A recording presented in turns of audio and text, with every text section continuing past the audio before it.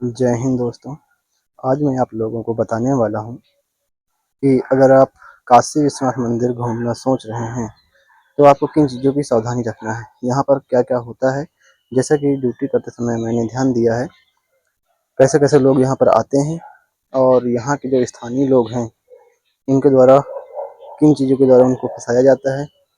दुकानदार हैं सामान रखवाने के लिए, इस तरीके से चीज़ें मैं आपको दिखाऊँगा भी और बताऊँगा भी।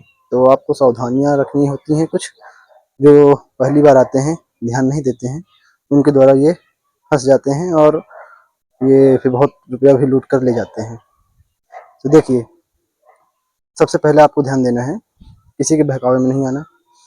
आप यहाँ आने से पहले आप देख लीजिएगा कि मंदिर कहाँ पर है और किस गेट से एंट्री करेंगे तो कहाँ पर हम निकलेंगे। आप किसी भी गेट से यहाँ पे एंट्री करें तो उससे एग्जिट नहीं होता है। आप एंट्री एक गेट से करेंगे, दूसरे गेट से निकलेंगे, फिर आपको घूम के जाना पड़ता है। आप जहाँ पर सामान रखेंगे फिर दुकानदार के पास, तो घूम कर आने में आपको दुकान भी भूल जाते हैं, पूछते-पूछते आते हैं। हालाँकि हर दुकानदार के पास एक उसका परिचय पत्र होता है, उसपे चाबी भी लगा रहता है। और इस पे देख सकते हो, ये काशी विश्वनाथ मंदिर का टिकट काउंटर है, जिसमें सुगम दर्शन लिस जो पर पर्सन है 250 रुपया है, जो 5 बजे सुबह से 6:30 बजे तक किया जाता है। और सुगम दर्शन मोबाइल के साथ 300 रुपया और विद जो लड्डू प्रसाद है 400 रुपया। और इसमें आरती, मंगला आरती 500 रुपया, भोग आरती 300 रुपया का, सप्तऋषि आरती 300 रुपया, श्रृंगार आरती 300 रुपया। और अन्य पूजा की लिस्ट देख सकते हो। आपको जाप करवाना है, रुद्राभिषेक करवाना है तो उसका कितना रुपया प्राइस लगेगा।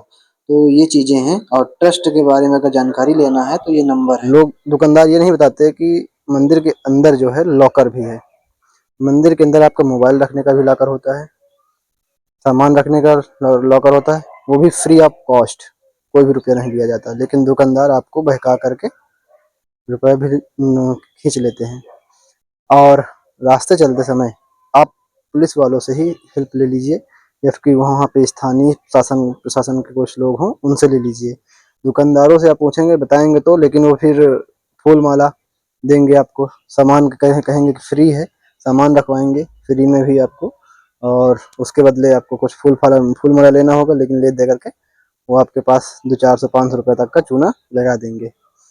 यहाँ पर कई लोगों को मैंने देखा, जैसे कि माथे पे महादेव लिखने वाले, ओम बनाने वाले, जबरदस्ती उंगली में चंदन लपेटे रहेंगे, आपका माथा टच करके लपेट देंगे, फिर आपसे 20-30 रुपया से नीचे मानेंगे ही नहीं। तो चीज़ें हैं, कुछ चीज़ों को तो आप अगर पढ़े लिखे भी हैं समझ जाएंगे कि ये एक उन लोगों की चाल होती है और उस पर कुछ कहा नहीं जा सकता। हालांकि उनका भी एक कमाने का जरिया है और ऐसे वो लोग हजारों लोगों को लपेट लेते हैं, तो आपको ध्यान देना है।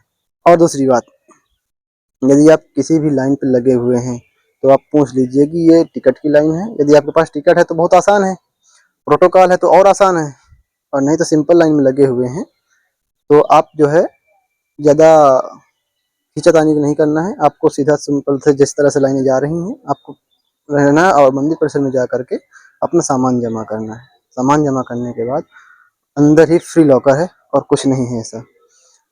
ठीक वहाँ पे आपसे 1 रुपया भी नहीं लिया जाएगा, लेकिन कुछ लोगों से आपको सावधान रहना है। अंदर प्रसाद भी मिलता है, आप उसका रेट, हर दुकान मंदिर परिसर के अंदर दुकानें हैं उसमें प्राइस भी लिखा हुआ है कि 100 ग्राम प्रसाद कितने रुपए का है। आपको सही लगे तो आप ले लीजिए, ना सही लगे तो कोई बात नहीं है। बाहर थोड़ा सा सामान बाहर थोड़ा सा सामान भी आपको 150-200 रुपये तक का चूना लगने का ही है, क्योंकि हर दुकानदार उसके जो है बाहर बच्चे लड़के टहलते हैं कि हाँ भैया आइए आइए यहाँ रख लीजिए, लॉकर फ्री है, कोई लॉकर का नहीं लगता।